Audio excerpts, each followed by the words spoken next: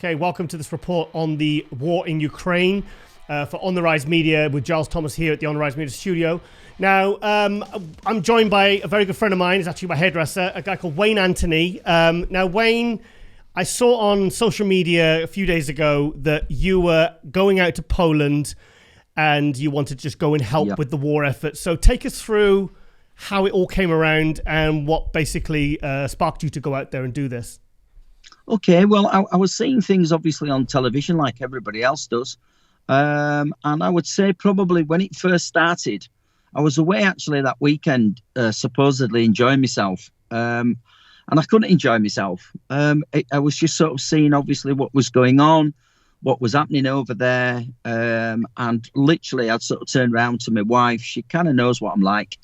And I just sort of said, I need to do something. And I kind of, my feelings were, I just want to go. And it was, I couldn't explain it. I've never had that feeling before. It was kind of, it was everything in my body. So it was my heart, my head and my soul. Everything was just saying, you need to go. Now, I'm quite capable of doing a lot of things on my own. So when people ask, well, why? It's an hard one to explain because I know what I'm capable of doing. I'll give you an instance. Soon as I literally went with a backpack, I got a flight within a couple of days. I arrived at Krakow. I literally got a taxi straight to a little hostel where I was staying. And then I went to the main train station. And I'd done a little bit of homework, finding out how many Ukrainians were coming over the border, and then they were going down to Krakow, and there were certain destination points where obviously then they're moving through. And straight away, as soon as I got there, I knew that I'd done the right thing. And the right thing for me was I went straight to because now there's stories where you can't really just turn up. You have to register, so you have to take your passport. So I had to take my passport as some form of ID, so I could become a registered volunteer. Hence, this is what I've got. And you have to have a specific coat on saying, that you're from England. Yeah. And so that evening, literally, I was at the train station. They were coming in on platform 1. And then they were moving from platform 1 to 2, 3, 4, and 5. And honestly, Giles, I kid you not, I have never, ever seen anything like it in my life. It is so moving. You are talking lots and lots of mums, thousands upon thousands of children. And I mean, these trains were like twice the size. So as they were getting off, it was just overwhelming at first for me. I was crying. They had dogs in their arms. They had dogs in the coat pockets. There were obviously everything what they were carrying was heavy. So we just got stuck in. So what we were doing was we were moving them from one platform to another. And that's all I could sort of do. Bearing in mind, I did that for around 2 or 3 or 4 hours. And that was that first day. So then on the second day, I decided, which I'd done again a little bit of homework, where I am here right now. There's a line of army trucks. I might be able to just show you. I don't know if I'll get into trouble. Can you see that? It's a bit blurry because you've got the background filter on. So, but we can see shapes. We can see shapes. Yeah, the sun's shining, but I might get into trouble for showing you that. So where I am, this place, I kid you not, it's like twice the size of an IKEA. It is unbelievable. I have no idea what square footage this thing is, but it's probably, I'm not a word of a lie, it's like half a mile long by half a mile long by half a mile long warehouse. Okay. Now, there's one part of it which I have walked through this morning, which you're not allowed to take any cameras or anything because obviously you have got thousands upon thousands and thousands of children with beds everywhere, all in different sections. And then you've got huge, you pop up. There's a hospital there. There's even a pet like sanctuary. It's just overwhelming. What I did last night or yesterday afternoon, I drove down, which was about a 3-hour journey. And then can you still hear me okay? I can hear you. Yep, all good. Yep. Okay. So then I literally heard some Americans, and they look like they're ex-Marines, soldiers. And there's, I've got to know the names, and they are on it. I don't know what community and whoever, but they are literally bringing in, and we're talking probably 20, 30 trucks a day. There's army trucks. There's just people with vans. There's, and we're talking people from, there was a guy yesterday from Italy. He was a doctor. They'd used a big old van. Bless them. It was absolutely full of medics, which was all blister packs, special medicine. So that had to be put into a secret place. Yeah. So we helped them with that last night. And they was then setting off back to Italy to go get some more. And then last night we met van after van after truck. Some of the army guys from Ukraine were coming in and unmarked big vans, filling it with medicines, filling it with food for the soldiers, filling it with blankets, all sorts of stuff like that, and traveling back. These guys are literally, they look like they're doing 24 hours. They're just, there's teams of 3 of them. So they take turns in driving. Now, if you can see the vastness of Ukraine, from east to west, and they're going right over to Kyiv. They're going, from different parts from east to west. And I'm not exaggerating, these are thousands of vans, constantly. And it's very moving. It's very, very, very moving. Wayne, have you had chance to have any personal conversations with any of the refugees? Have you had any chance to make any contact with them properly? No, not really at the moment, Giles, because obviously it's lacking in, struggling with the Ukraine language. Of course. So at the moment, yes, some of them will do, but I think it seems to be quite hard to, shall we say, stop one of them because they're obviously concentrating on coming in on and again, I'm not exaggerating, we're talking hundreds of coaches. Just at the far side of the motorway where I am, there must be 500 coaches plus. Wow, okay. And I am not exaggerating. I've never seen as many coaches in my life. And then what they're doing is, soon as they're then ready, they come down round a roundabout, pull in, and then as the people, then they get them on, and then they're shipping them out then to different parts of Poland. As you well know, I think the figure now is just going up to 2 million, just into Poland alone. Yeah, I think Poland has taken the most, hasn't it? I believe so. I think 2 days ago it was 1.8 million, and I believe it may have gone up to around that 2 million. Where I'm struggling at the moment is because of where I am, it's obviously jumping onto Wi-Fi and things. I mean, there's some amazing people here that they're giving them SIM cards, they're giving them shelter, they're giving them food. And what's happening, the logistics. So you imagine this. After, let's say, a week, maybe 3 or 4 or 5 days, they swap the clothes. They have a big, massive hall for the men. They have a massive hall. And I mean, I'm talking the size of a football pitch, Giles. That's the size of these places. They're then changing the clothes. And then what they're doing is all these clothes then are getting sort of put into these huge, massive skips. And then trucks then are coming to take away the clothes, you see. Because they can't shower. Okay. So they're taking the clothes off in a big hall, putting new clothes and finding clothes, and then they're putting all the dirty clothes then straight in, and then they're going off somewhere. I don't know what quite happens to that, but can you imagine that scale? That's it. I guess it's something you have to see with your own eyes to really fully comprehend. You really, really do. This morning, and what happens for me, and it sounds quite strange. So yesterday when I walked in there, I had that huge the momentum to work and graft until there were literally last night until we finished. It was pitch black. So all what happens is, again, this morning, I've walked through there.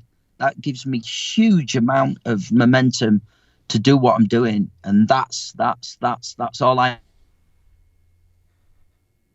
am to think, wow, we're so lucky. We're so incredibly lucky. And what's going on? And as you know, it is affecting us. And it will affect us, and it's going to affect us, and it ain't over yet. Yeah. So, well, I mean, it sounds like a strange question, but was it what you expected going into this? I mean, what did you have an idea of what you were walking into? Okay. What I did expect and what I knew that I could do is exactly what I'm doing now. Yeah. I could go in, I could make the contacts, I could start talking to people. Luckily enough, I've sort of rendezvoused with these American guys, which have come over from Chicago. They've come all over the place. It's incredible. The bit what I didn't expect, it's overwhelming. I've never seen. I mean, we are talking, no exaggeration, but hundreds of thousands of people I've seen over these last few days. We're not talking a train or when you go to a football thing or when you even go to a bodybuilding competition. You might have 1,000, 2,000, 5, or you might even have 10,000 at a show. We're talking there's 100,000 people here. Just in this place alone. Every day, tens of thousands are coming through. It's on a scale which I could not comprehend. So you're actually in Krakow now?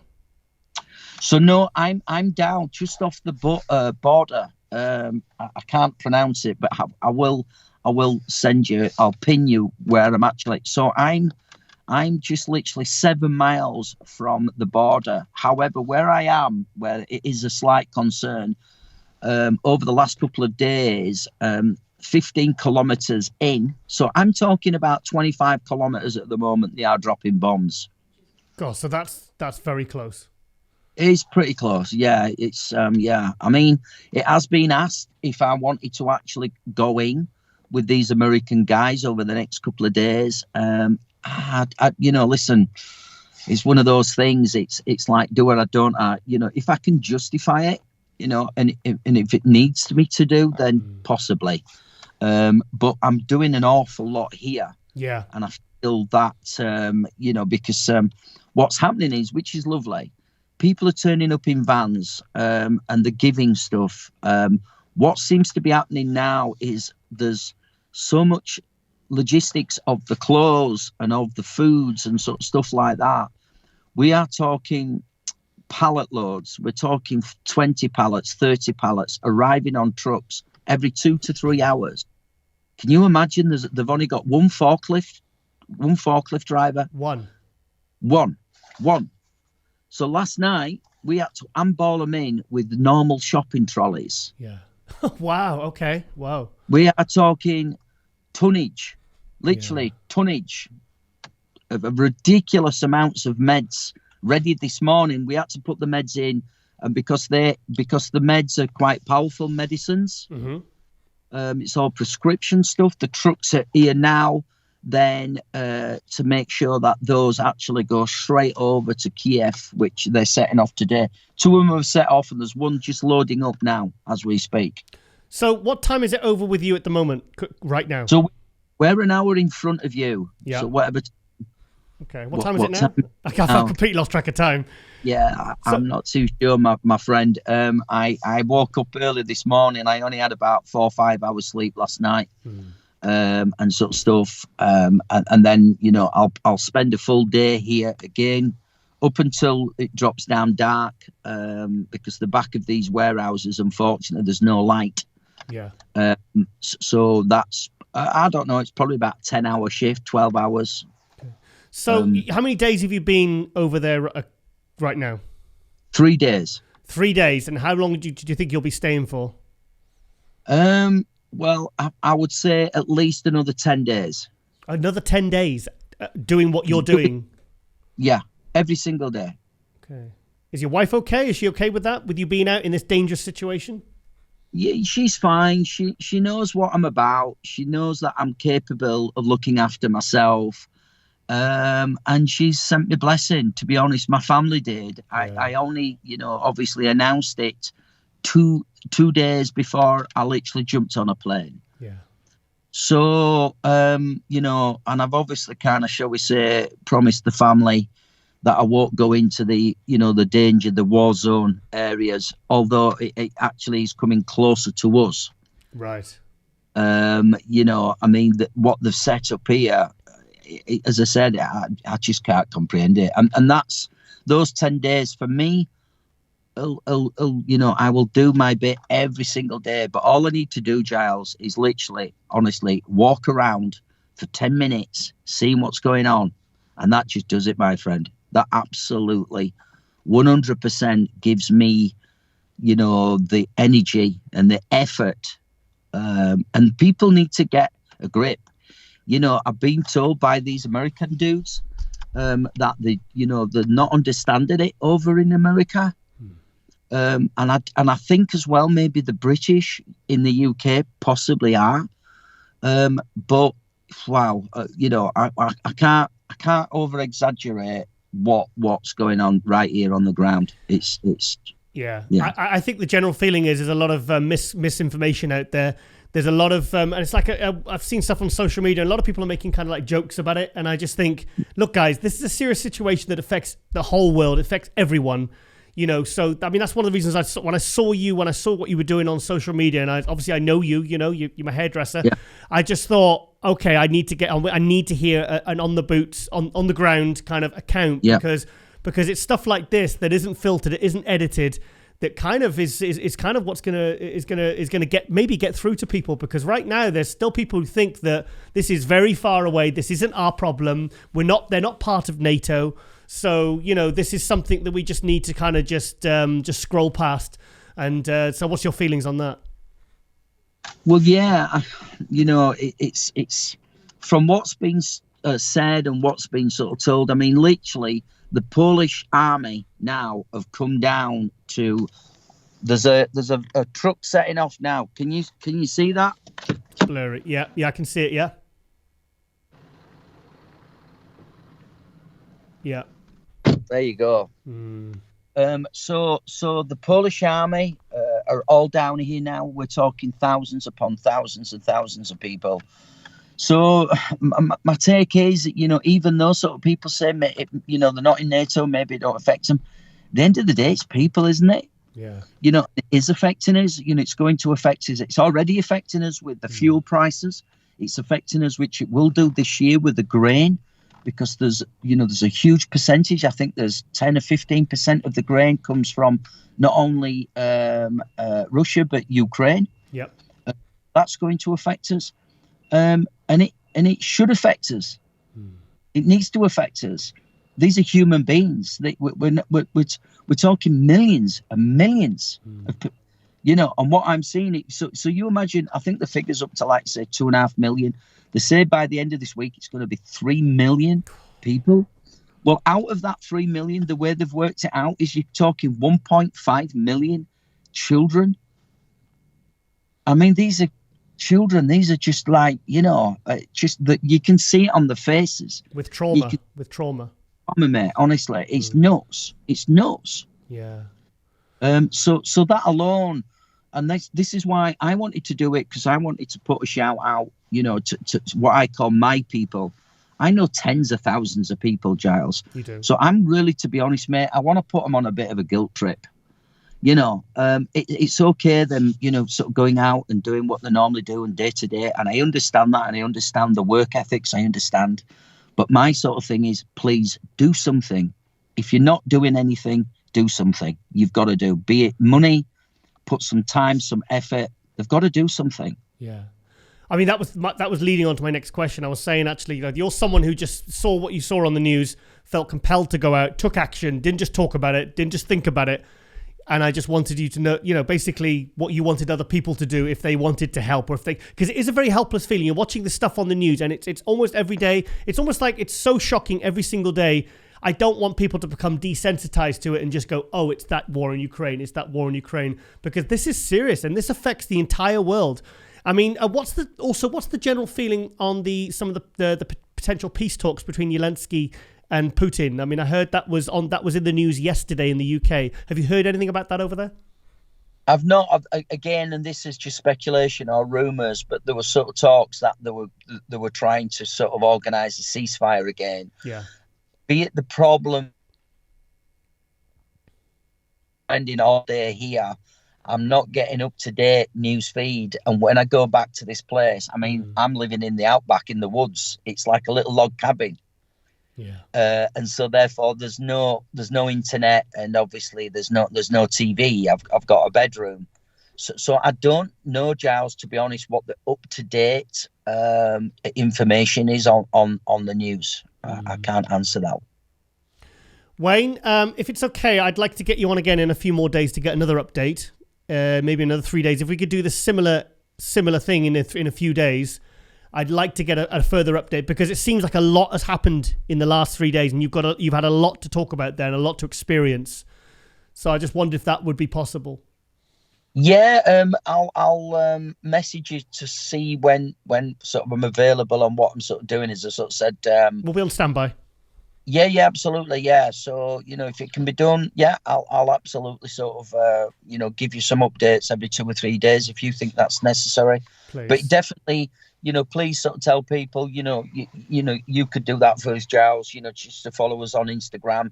I'm just doing it through the Wayne Anthony's Barbers page. Yeah. I'm doing it on Wayne Anthony's Barbers on the Facebook page. There's a link there. I'm lucky that I've got some local. George Robinson, who's the sort of local councillor. I've got a couple of MPs involved as well. Good. So, and when I mean involved, what they're doing, Giles, they're just putting it out there. And there's just the site, which is the West Yorkshire Helped Ukraine site. So it's just sort of through there. So that's what I want to do. So if there's anybody out there, please just put their hands in the pockets, because at the end of the day, at the moment, that's what they need. It's actual money. Yeah. Yeah. You're talking 3 million people, 1.5 million people, children. They need help. And also, one final question. I mean, are you okay with this? Are you okay with? I mean, in yourself, is it? I mean, I know you said on the voice note you sent me yesterday. You said it's very traumatizing, very traumatic. Are you okay? It's hard. I've just walked through, and it's all you need is literally just to spend 1 minute in that room with tens and tens of thousands, and it can get you. It can get you very, very quickly. You have to kind of shake your head and then think, right, I'm going to get stuck in, and that's it. And I have to think that I'm lucky and fortunate, so I'm going to do my bit. And that's my motivation. Wayne, it's you're one of a kind doing something like this. I think it's because it actually inspired me to do this whole special report, because I'm completely involved in the bodybuilding media, and I just thought, okay, I need to do something. I feel like I need to do something as well. So it's already been a knock-on effect for me to take some bit of action to raise awareness and kind of and spread the word and kind of get an insight to what is really going on out there. Because, like I said, you sometimes see on the news and like I said, we see it on a screen and it doesn't feel real. But when you actually speak to someone that that is out there witnessing this, experiencing this, I think it may be. It's certainly bringing it very, very home for me. Speaking to you, well, definitely. I mean, as I'm speaking to you right now, there's a full family, of a couple of dogs, 4 or 5, and they're going to try to put them in back of a van, and they're now going to travel in back of a van, and we're talking no seats in it, mate. They're just all climbing in back. Yeah. That. Yeah, I can see it's very blurry, but we can see. Yeah. My God. And this is half a mile long of what's going on. All the time. So yeah, it would be absolutely great. Every sort of, I would say 2 to 3 days. Please. I'll give you sort of up to date sort of information, and also as well, it would be helpful for you probably to give me some, because I'm struggling with, shall we say, what's been on the news as well, on what's going on with Putin, and if there was a possible peace sort of meeting, or that they were on about, I think, was it to get more people out at the moment, because he's still bombing the place. I mean, that's what he's doing every single day. And I'm knowing that because these guys, what came in yesterday, these army dudes, these Ukraine soldiers, they'd gone past the bombing area, which was literally 2 hours. So from 2 hours of leading the border to where we were, the bombs were getting dropped. They're driving through in vans with food. And I've heard about these cluster bombs and the vacuum bombs, and they just sound horrific. Well, they're naughty, especially the vacuum one. Wherever that lands, it takes the oxygen out of your body and kills you. God. That's what it does. You imagine that? Wow. That's what it does. They're supposed to be illegal. The cluster bombs as well are supposed to be illegal, and he's dropping them. So what's he doing? He's too far into it as well, and I think it's a long way off. I think the only way I could see this working is like a coup, or within his own infrastructure, that sort of type of thing. And for me, to be honest, I'm kind of not overthinking that now. I'm kind of like, I've got my feet on the ground and I'm grafting every day, moving boxes, and I'm helping to organise sort of stuff and bringing vans and all that sort of stuff. So that's where I'm at. Wayne, you've took action, and I think it's really admirable, and I think it's very inspiring what you've done. So if we can catch up again in a few days, we can get an update, and maybe you can talk about a few different other elements of this genocide, and the fact that a whole country is being displaced, and obviously the refugee crisis now, which is going to affect all the countries in Europe. If we can get an update on that, and obviously get an update on what's going on over there, I'd really, really appreciate it. But Wayne Anthony, thank you so much for coming on the RiZe on this special report. And like I said, we'll try and get this out and hope get as many eyes on it as we can. Yeah, no worries, Giles. Take care, my friend. All right then, Wayne. I'll speak to you very soon, and take care, mate. Okay. Thank you. Bye. All right then. Okay, as you've seen, we've had a very special report there from Wayne Anthony out there in... I didn't catch the name of where he is in Poland. He originally landed in Krakow, as he said, and he's now basically helping with the relief effort, so helping the refugees, like millions of people. He said by the end of the week it will be 3 million people. So we're going to catch up again with Wayne very, very soon, in a few days, get a further update. And also I'm going to speak to a friend of mine, a Ukrainian bodybuilder, actually now living in Kuwait, thank God, who we're going to catch up and basically get his personal account and how it affects him, his friends and family. So thank you for watching this On The RiZe special report, and we'll be seeing you in a few days for part 2. Thank you.